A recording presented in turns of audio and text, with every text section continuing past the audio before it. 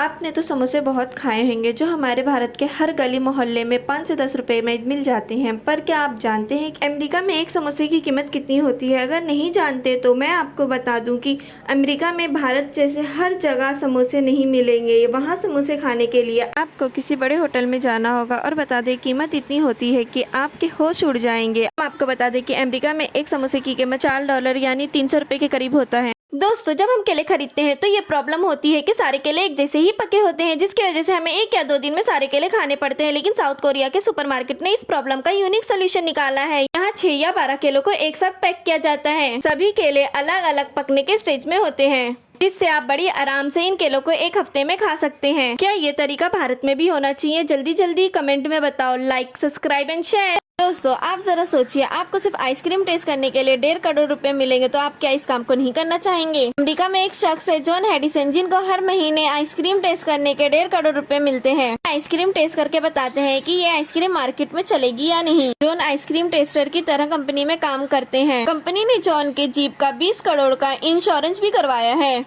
दोस्तों, क्या आपको पता है दुनिया की सबसे महंगी आइसक्रीम का नाम ब्लैक डायमंड है, जो दुबई में बिकती है, जिसकी 1 कप की कीमत 1 तोले सोने से भी ज्यादा है। ये आइसक्रीम की 1 कप की कीमत $840 है, यानी 60,000 रुपए है। आप कितनी महंगी से महंगी आइसक्रीम खाए हो? कमेंट करके जल्दी जल्दी से बताओ। वीडियो पसंद आया हो तो लाइक करो। क्या आपने सोचा है कि कैप्सूल हमेशा 2 कलर में क्यों बनाई जाती है? आखिर इसके पीछे वजह क्या है? चलिए मैं आपको बताती हूँ। कैप्सूल में 2 भाग होते हैं। एक भाग को कैप और दूसरे को कंटेनर कहा जाता है। कैप्सूल के कंटेनर वाले भाग में दवाइयाँ भरा जाता है। दवाइयों की सही मात्रा भरे जाने के बाद कैप को लगा दिया जाता है। कैप का साइज थोड़ा बड़ा होता है, इसलिए वहाँ कैप्सूल बनाने वाले वर्कर के कैप और कंटेनर में पहचान करने के लिए हमेशा 2 रंग में बनाया जाता है। एक व्यक्ति जो 7 नौकरियों से रिजेक्ट किए जा चुके थे, वो सोचने लगे, अब मेरे पास कुछ नहीं बचा, मैं बर्बाद हो चुका हूँ। एक दिन बैठे हुए वो कॉफी पी रहे थे और ब्रेड खा रहे थे। तभी एक चूहा उनके टेबल पर आया और ब्रेड खाने लगा। वो चुपचाप उस चूहे को देखने लगे। उस चूहे का बदमाशी और उछल कूद देखकर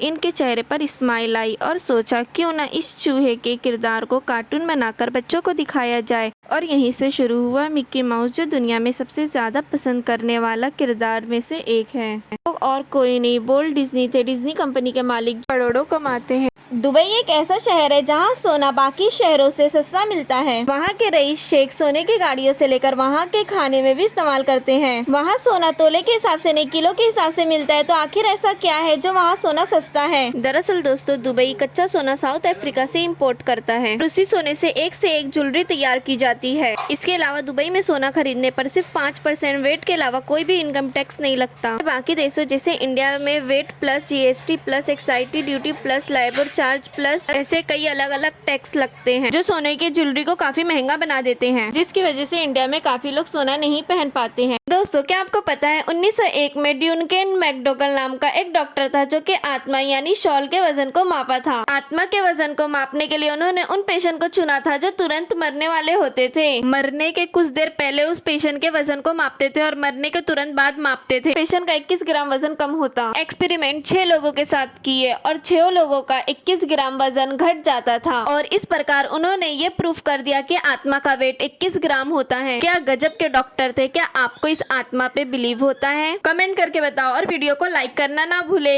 साउथ कोरिया में टीचर की नौकरी करना बहुत गर्व की बात है और यहाँ के टीचर के 1 महीने की सैलरी $3000 यानी तकरीबन 2.25 लाख रुपए है। फैक्ट नंबर 2, साउथ कोरिया के सबवे स्टेशन पर कार्टून कैरेक्टर की पेंटिंग बनी हुई है और इन स्टेशन पे कार्टून की आवाज में अनाउंसमेंट होती है। यहाँ तक के सबवे स्टेशन का नाम भी कार्टून कैरेक्टर के नाम पे रखा गया है। नंबर 3, साउथ कोरिया में आपको बदसूरत इंसान बहुत कम दिखेंगे, क्योंकि यहाँ आधे से ज्यादा लोगों ने सर्जरी करा रखी है और यहाँ प्लास्टिक सर्जरी कराए हुए लोगों की तारीफ की जाती है। फैक्ट नंबर 4, साउथ कोरिया में वेटर को टिप देना गलत माना जाता है, क्योंकि वहाँ के वेटर को अच्छी खासी सैलरी मिलती है और अगर कोई इन्हें टिप देता है तो इसे वो अपनी बेइज्जती समझते हैं। फैक्ट नंबर 5, आपको जान के हैरानी होगी कि साउथ कोरिया में डॉग मीट खाया जाता है, लेकिन अब इस आदत को बदलने के लिए वहाँ आवाज उठाई जा रही है। दोस्तों, आप सुबह अक्सर उठने के लिए मोबाइल में अलार्म लगाते हैं, लेकिन सुबह होता क्या है, अलार्म बजते ही हम अलार्म बंद करके वापस सो जाते हैं। इस हालत को देखते हुए एक ऐसा गैजेट बनाया गया है जिसमें आपको सबसे पहले पहले अलार्म सेट करना होगा और जब ये अलार्म बजने वाली होगी तो उससे ठीक 5 मिनट पहले गैजेट आपके ही रूम में अपने आप को छुपा लेगा। उसके बाद जोर जोर से अलार्म बजना शुरू कर देगा